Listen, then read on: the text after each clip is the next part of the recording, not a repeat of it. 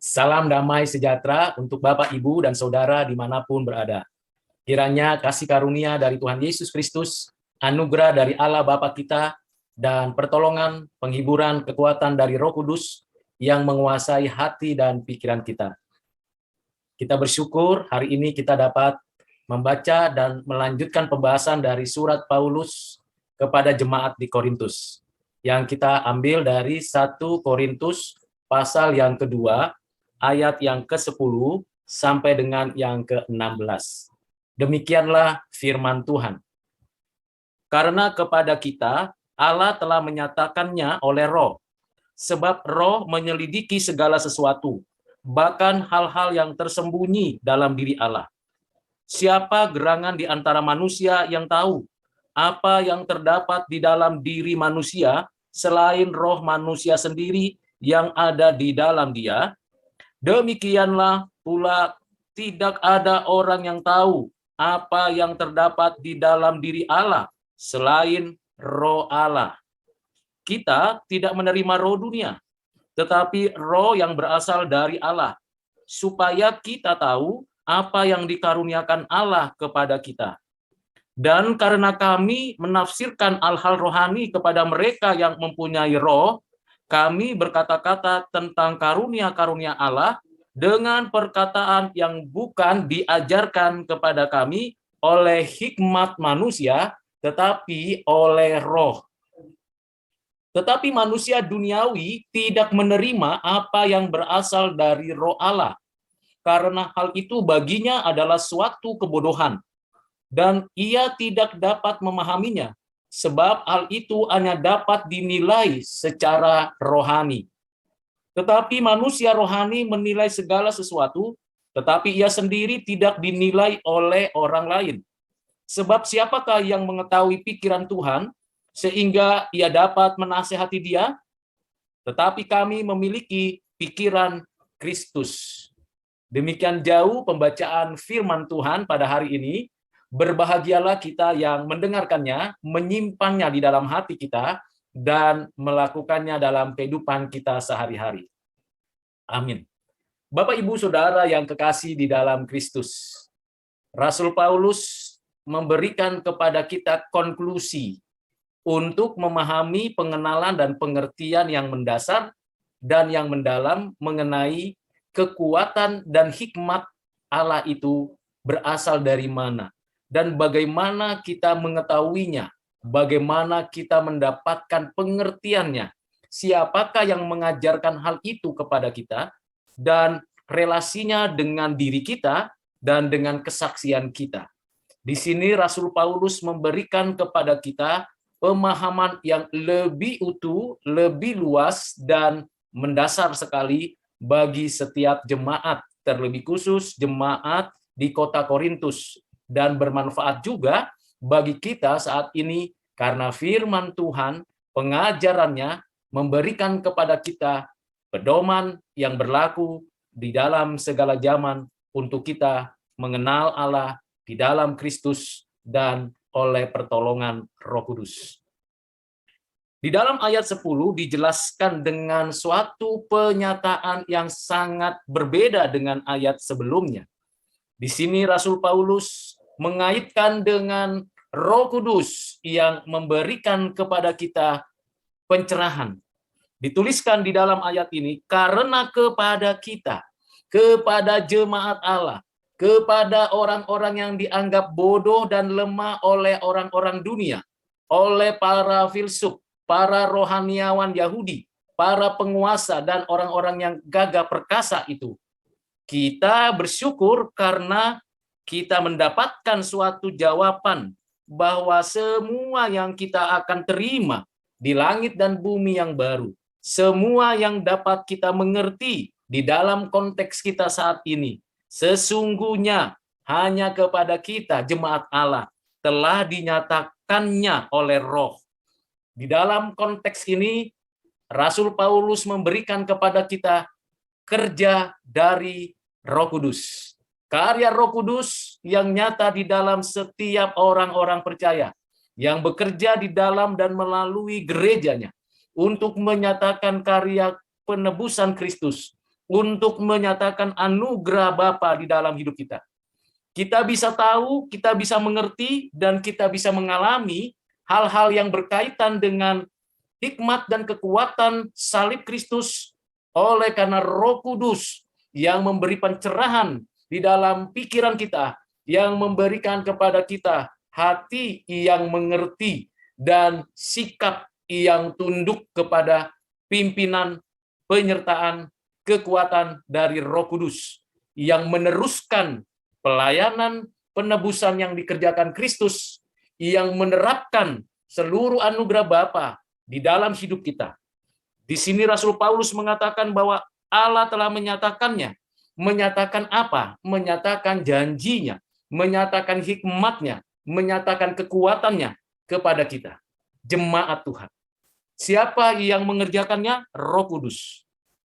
Roh Kudus, roh yang menyelidiki, roh yang mengetahui segala sesuatu, roh yang maha tahu, maha bijak, maha hikmat, yang memberikan hidup dan kehidupan, yang memberikan penjelasan tentang rahasia yang Tuhan sudah karuniakan kepada kita.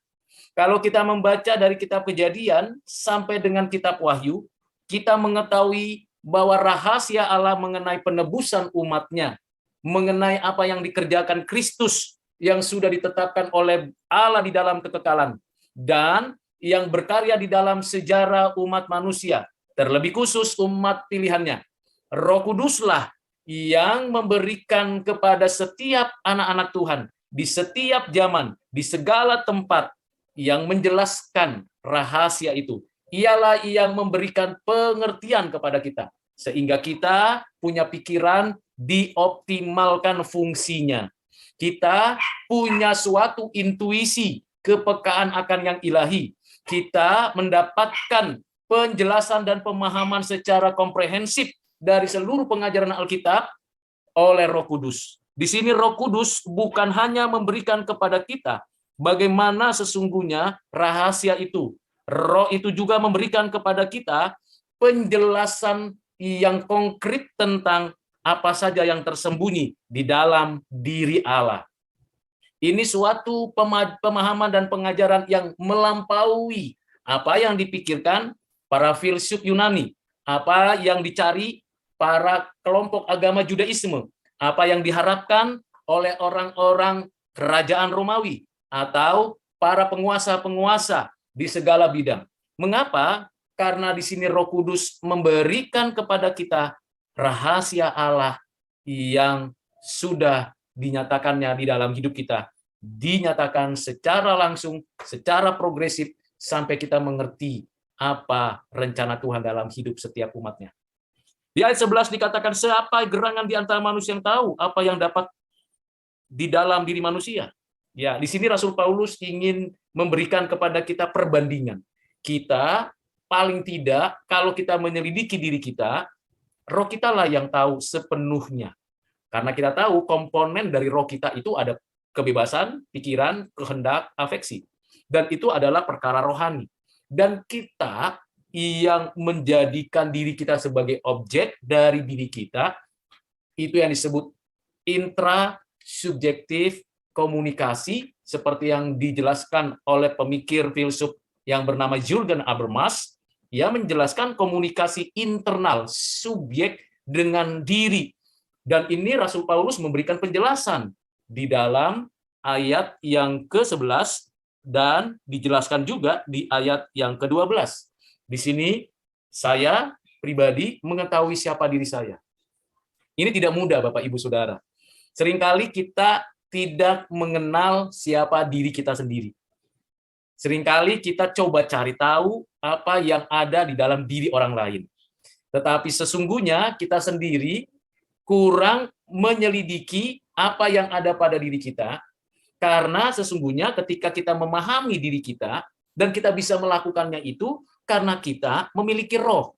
Dan di dalam roh itu ada komponen tadi, pikiran, kehendak, afeksi, dan kebebasan, dan kita dapat memberikan deskripsi tentang diri kita, baik itu fisik kita, emosi kita, apa yang ada dalam benak kita, kebiasaan kita, gaya hidup kita, dan segala sesuatu yang bisa kita ungkapkan pada diri dan orang lain karena kita menyelidiki diri.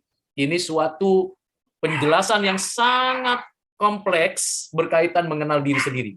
Karena itu, Bapak Ibu Saudara yang kekasih di dalam Kristus, di sini Rasul Paulus mengatakan demikian pula lah tidak ada orang yang tahu apa yang terdapat di dalam diri Allah selain Roh Allah. Di sini Rasul Paulus memberikan kepada kita, coba kalau kita membandingkan dengan Roh Allah. Apakah kita sebagai ciptaan akan tahu isi hati, pikiran, kehendak, afeksi, kebebasan dari Allah? Tentu tidak. Kita hanya mungkin tahu kalau Roh Allah yang memberitahunya kepada kita. Itu pun sebatas kapasitas kita sebagai ciptaan.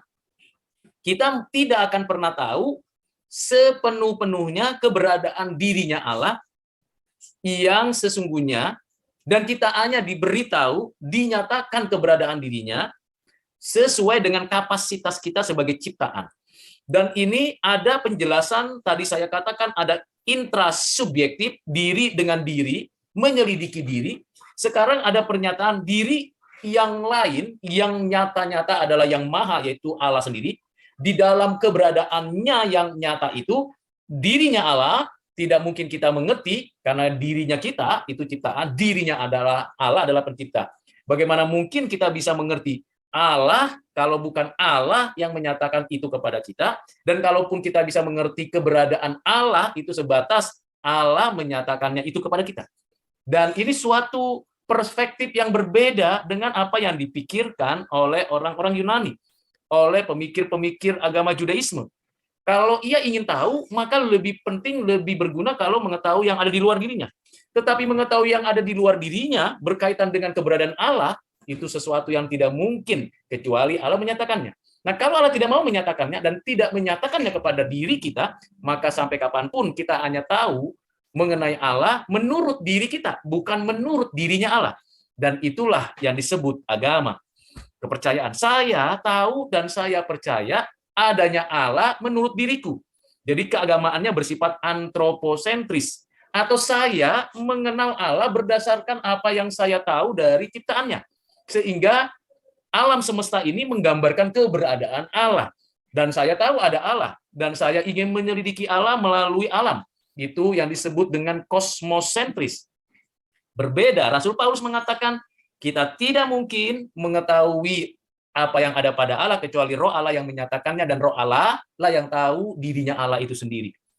Jadi ini menyatakan bahwa Roh Allah mengetahui pada dirinya Allah, jadi intrasubjektif, mengetahui, mengenal, dan itu dinyatakan kepada kita, sehingga ada intersubjektif kepada kita, tetapi ada batasannya. Ia adalah Roh Allah yang transenden, yang imanen, yang mutlak, yang sempurna, yang maha. Kita itu terbatas, lemah, kitaan, dan yang berdosa. Jadi di sini Rasul Paulus ingin menjelaskan kualitas dari keberadaan pengetahuan kita yang terbatas, dan kualitas dari keberadaan Allah yang tak terbatas. Dan kita hanya mungkin tahu dan mengerti sebatas Allah menyatakannya. Di ayat 12 dikatakan kita tidak menerima roh dunia, tetapi roh yang berasal dari Allah, supaya kita tahu apa yang dikaruniakan Allah kepada kita. Ini adalah suatu pemahaman yang lebih lagi. Jadi kita sudah mengenal diri kita mengenal Allah pada dirinya, Allah yang mengenal dirinya pada dirinya. Lalu bagaimana kita bisa mengenal Allah yang maha itu, padahal kita punya keterbatasan. Nah, jembatan relasi ini dinyatakan oleh Rasul Paulus di ayat 12, kita tidak menerima roh dunia. Nah, ini suatu perbedaan kualitas. Kualitas antara kita dengan orang dunia. Tadi saya jelaskan kualitas antara kita, ciptaan manusia, dengan dirinya Allah. Sekarang kita mau bandingkan kualitas kita dengan orang dunia, dengan yang di dunia ini. Bedanya apa? Kita tidak lagi bagian dari orang-orang dunia. Kita adalah orang-orang yang diberikan di sini roh yang berasal dari Allah. Puji Tuhan. Ini adalah anugerah. Jadi tidak semua orang mendapatkan roh yang baru, hidup yang baru, pengertian yang baru, yang berasal dari Allah. Mengapa? Memang kita tadinya sudah berdosa, dan kita bekerja sama, bermitra dengan orang-orang dunia, bersama dengan orang-orang yang berdosa, bahkan dengan kuasa kegelapan. tetapi kita sudah dipindahkan dari gelap ke dalam terang, kita sudah diberi pencerahan oleh Roh Kudus, kita sudah mendapatkan keselamatan di dalam Kristus. Kita tahu pada momen itu, roh kita sekarang adalah roh yang berasal dari Allah, yang dapat memiliki koneksi, relasi yang bukan hanya intra pada diri mengenal diri, tapi mengenal diri, mengenal Allah. Bagaimana mungkin? Karena Allah yang mengaruniakan roh yang baru kepada kita. Kita tidak menerima roh dunia lagi, dan kita tolak segala roh-roh dunia, kuasa kegelapan, bahkan roh-roh orang-orang jahat yang mengganggu hidup kita, tetapi roh yang berasal dari Allah. Supaya apa? Supaya kita tahu apa yang dikaruniakan Allah kepada kita. Puji Tuhan. Supaya kita tahu apa yang dikaruniakan Allah kepada kita. Supaya kita tahu. Jadi Bapak Ibu Saudara, kalau ingin kita mengetahui apa rahasia Allah, di sini Rasul Paulus memberikan kuncinya. Dan apa sebenarnya hikmat kekuatan Allah di atas kayu salib itu, di dalam Kristus itu, maka itu semuanya hanya mungkin kalau roh Allah memberikan kepada kita roh yang baru, roh kita dibaharui, roh kita tidak lagi bersandar kepada dunia dan kuasa kegelapan dan apapun yang ada di dalam dunia yang fana yang berdosa ini, kita akan akhirnya dikatakan di sini, kita akan tahu apa yang dikaruniakan Allah kepada kita. Kalau kita tahu apa yang dikaruniakan Allah kepada kita, bukankah ini suatu hal yang sangat besar dan sangat bernilai? Karena apa yang dikaruniakan Allah pasti jauh lebih besar, jauh lebih hebat, jauh lebih berhikmat, jauh lebih bijaksana dari apa yang dikejar dunia, orang-orang dunia, bahkan kuasa-kuasa dunia. Apa yang dikaruniakan Allah kepada kita? Bukan hanya keselamatan yang dinyatakan di dalam Kristus, tetapi kekuatan, kuasa, hikmat untuk kita menjalani hidup di bumi ini. Bumi ini penuh dengan beragam persoalan, dan kita dikaruniakan itu. Dan kita mesti tahu itu, karena Allah yang memberitahukan itu kepada kita. Di ayat 18, di ayat 13, dituliskan demikian, dan karena kami menafsirkan hal-hal rohani kepada mereka yang punya roh, kami berkata-kata tentang karunia-karunia Allah dengan perkataan yang bukan diajarkan kepada kami oleh hikmat manusia, tetapi oleh roh. Jadi saya ulangi lagi, Bapak Ibu Saudara, di sini dikatakan Rasul Paulus, kami berarti bukan hanya Rasul Paulus, bisa saja ini adalah juga murid-murid Kristus yang lain, rasul-rasul yang lain, Bapak Ibu Saudara dan saya, dan kita semua. Rasul Paulus mengatakan, kami menafsirkan hal-hal rohani. Jadi bukan menafsirkan hal-hal yang jasmani saja, yang hasil pengamatan indrawi saja, tapi beyond, melampaui itu. Di balik fenomena yang ada di dalam berbagai peristiwa, itu ada nomenanya. Dan di dalam nomena itu ada perkara rohani. Dan perkara rohani itulah yang diajarkan oleh Paulus, oleh kita. Tetapi pengajaran itu hanya dapat diterima terbuka hati oleh setiap orang yang memiliki roh. Luar biasa. Di sini ada tripartit. Saya, Bapak Ibu Saudara, Roh Kudus, Allah, Anak, Yesus Kristus Tuhan kita, yang memberikan kepada kita karunia, lalu kita mengajar, menuntun, memberikan pengertian kepada orang lain, di mana orang lain itu adalah juga saudara di dalam Kristus, dan dia akan mengerti akan apa yang kita beritahu, kita jelaskan, kita ajarkan tentang hikmat dan kekuatan Kristus, karena dia, orang lain itu, juga memiliki roh yang sama dengan kita. Di sini Rasul Paulus memberikan kepada kita kunci relasi pengajaran yang bersifat trinitarian. Mengapa? Karena ketika saya mengetahui, saya tidak untuk diri saya sendiri. Ketika saya mendapatkan karunia, maka saya tahu itu digunakan untuk orang lain juga mendapatkan pengertian. Dan orang lain yang mendapat pengertian terlebih dahulu mengalami hal yang sama seperti saya, seperti Bapak Ibu Saudara, lalu mereka juga mendapatkan karunia, kemudian mendapatkan pengertian yang sama, lalu menjelaskan itu kepada kita. Ini ada interaksi intrasubjektif antara kita dengan manusia, sesama orang percaya, sesama orang yang memiliki Roh Kudus, yang mana hubungan kita dengan sesama orang percaya itu dipimpin oleh Roh Allah untuk menjelaskan apa itu hikmat dan kekuatan dari Kristus. Luar biasa. Penjelasan ini sangat sederhana kata-katanya, tapi sangat mendasar. Jadi kalau ada di antara kita memiliki karunia-karunia yang berbeda, Dan kalau karunia-karunia yang berbeda itu datangnya dari Allah yang sama, Roh Kudus yang memberikan penerapan itu kepada kita dan kepada saudara-saudara kita yang lain, lalu kita saling berinteraksi dan saling memberi pengertian dan pemahaman karena datangnya dari Roh Kudus, maka kita akan dapat mengenal Tuhan dan bersama-sama mengalami suatu pertumbuhan pengenalan akan Allah, dan melalui itu kita mendapatkan suatu hasil, yaitu buah bagi kerajaan surga. Karena itu untuk apa bergontok-gontokan? Untuk apa bersaing antar sesama orang percaya? Untuk apa berkelompok-kelompok Apolos, Petrus, Paulus, Kristus? Untuk apa berkelompok-kelompok dalam gereja? Bukankah semuanya mendapatkan karunia dari Roh yang sama? Bukankah seharusnya intrasubjektif itu menjadi intersubjektif, yang mana kita juga sudah memiliki hubungan dengan Allah. Dan ketika itu berlangsung, maka kita tahu siapa diri kita. Kita makin mengenal diri, mengenal Allah, mengenal sesama, dan kita menyaksikan itu di tengah-tengah dunia yang fana ini. Puji Tuhan. Ini suatu pengajaran yang mendasar dan mendalam di ayat 13. Dan karena kami menafsirkan hal-hal rohani kepada mereka yang mempunyai roh. Kalau tidak mempunyai roh, apa yang saya jelaskan dan apa yang kita jelaskan Bapak Ibu Saudara tentang Kristus juru selamat satu-satunya, penebus umat manusia yang berdosa, tidak akan pernah dimengerti oleh orang dunia. Tidak akan pernah. Kalau bukan Roh Tuhan yang membuka hati kita, kalau bukan Roh Tuhan yang mencerahkan pikiran kita, tidak akan pernah Bapak Ibu Saudara dan saya memahami rahasia Tuhan itu. Dan kalau kita bisa mengerti, itu karena anugerah Tuhan. Karena Roh Tuhan bekerja di dalam dan melalui hidup kita. Karena itu, apalagi yang mesti disombongkan? Nggak bisa. Kita nggak bisa sombong. Kita nggak bisa angku di situ. Karena kita miliknya Tuhan. Apa yang kita miliki, miliknya Tuhan, dikaruniakan kepada kita. Demikian juga saudara-saudara seiman kita yang lain. Karena itu, together is better. Bersama-sama kita melakukan yang terbaik bagi kemuliaan Tuhan. Roh itu memberikan tafsiran kepada kita, dan kalau kita berkata-kata, bukan kata-kata yang diajarkan oleh manusia.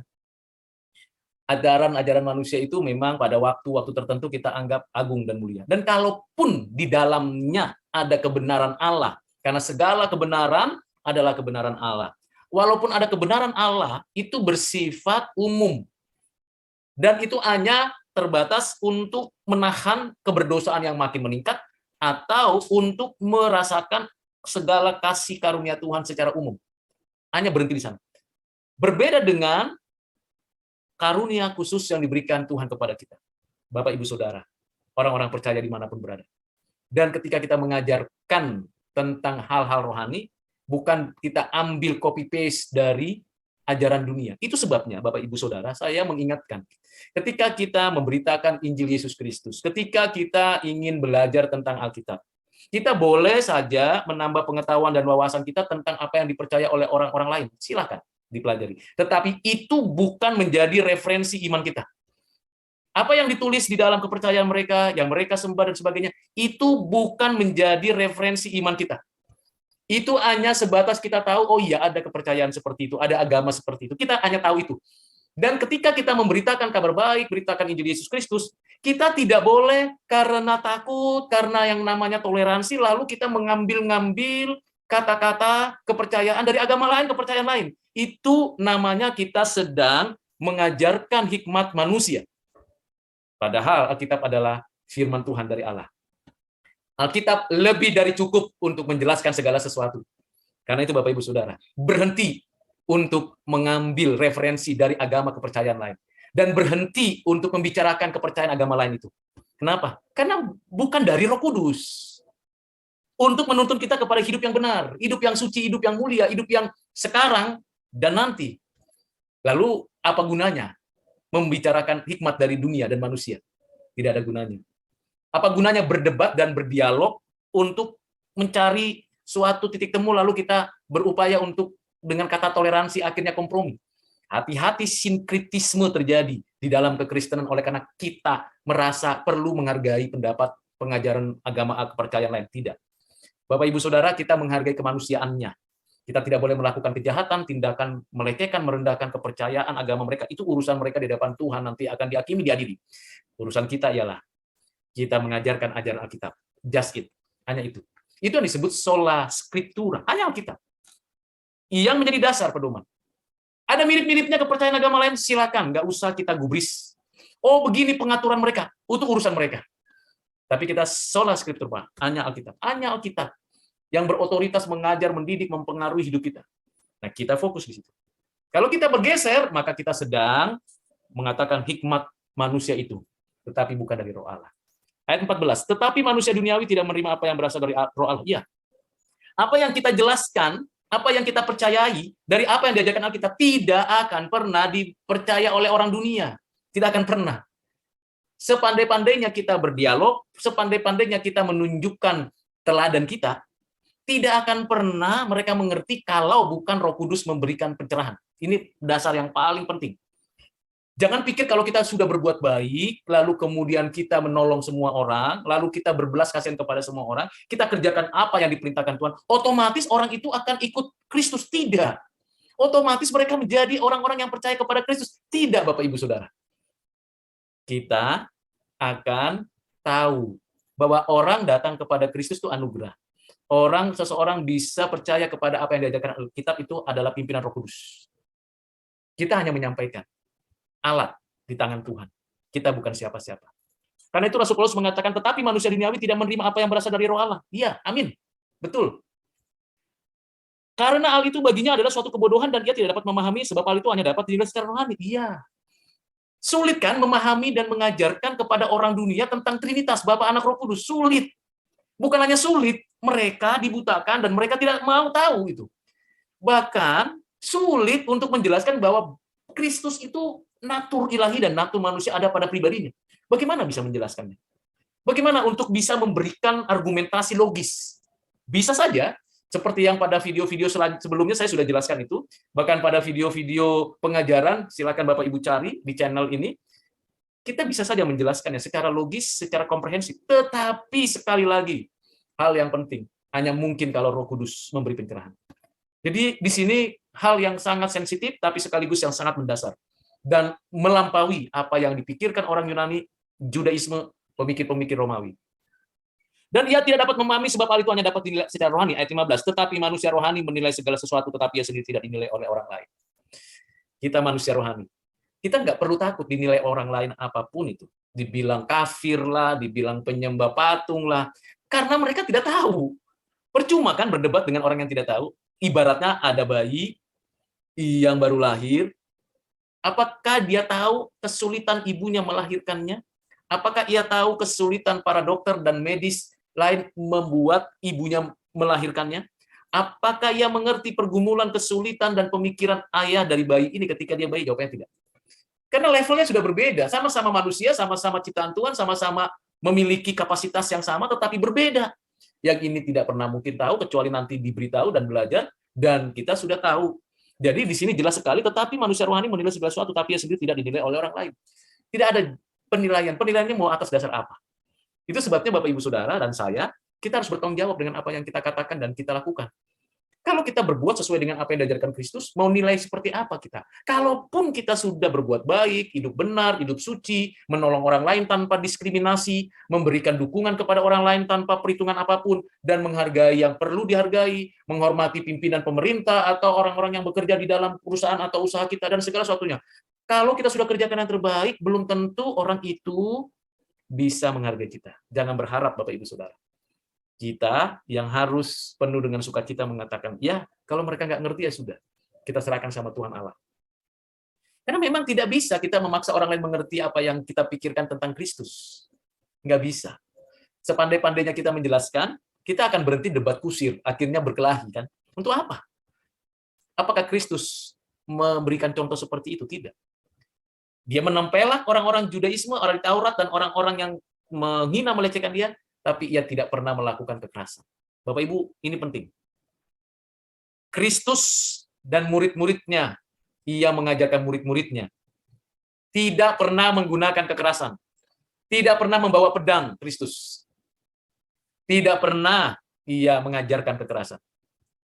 Itu buktinya. Apakah Kristus pernah mengajak perang murid-muridnya? Ayo kita lawan kerajaan Romawi. Tidak pernah.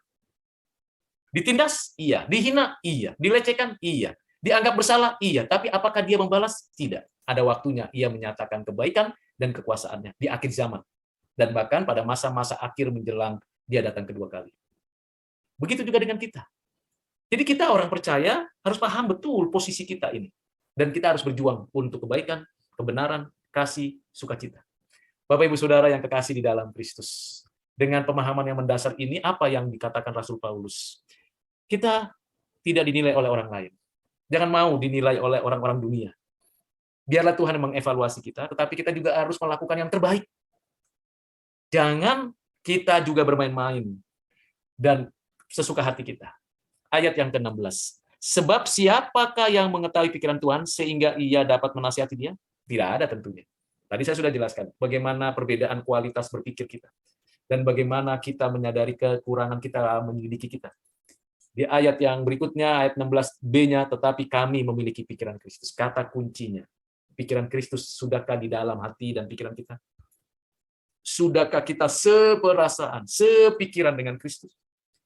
Roh Kudus akan memimpin kita kepada seluruh pikiran Kristus. Dan seluruh pikiran Kristus akan ditanamkan dan diajarkan kepada kita supaya kita memiliki pikiran Kristus. Dan Paulus mengatakan sebagai rasul dan juga orang-orang percaya, Bapak, Ibu, Saudara, karena kita mempunyai pikiran Kristus, maka kita mengetahui rahasia itu. Luar biasa, rentetan pengertian perlahan dirajut sedemikian mendalam apa yang dijelaskan Rasul Paulus untuk menjawab permasalahan yang ada di jemaat Korintus. Apa itu? Persoalan saya kelompok mana, saya golongan siapa. Saya punya karunia apa dan Anda punya karunia apa. Untuk menjawab itu, kalau kita punya pikiran Kristus, maka tidak ada lagi itu yang namanya sekat-sekat di dalam persaudaraan di dalam Kristus. Tidak ada lagi keangkuhan, kesombongan. Dan kita tidak perlu minder atau mundur menghadapi pikiran dunia, karena pikiran dunia terbatas sampai di situ. Sementara kita berada di dalam pikirannya Allah, dan Allah menaruh pikirannya di dalam kita, dan kita tidak berhenti di sini. Kita melihat semua rencana Tuhan yang indah sepanjang hidup sampai kepada akhir zaman, di mana ada nanti langit dan bumi yang baru, dan selama-lamanya. Puji Tuhan. Bapak, Ibu, Saudara, siapa yang tahu pikiran Tuhan? Hanya Tuhan sendiri. Bagaimana kita tahu pikiran Tuhan? Dari Alkitab. Mengapa? Karena Alkitab adalah inspirasi dari Roh Allah. Jadi kalau mau mencari pikiran Tuhan, nggak usah kemana-mana lagi.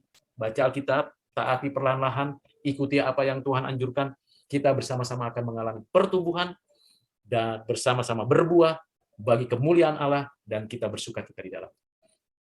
Kiranya apa yang kita pelajari hari ini menjadi berkat bagi Bapak, Ibu, Saudara, dan saya.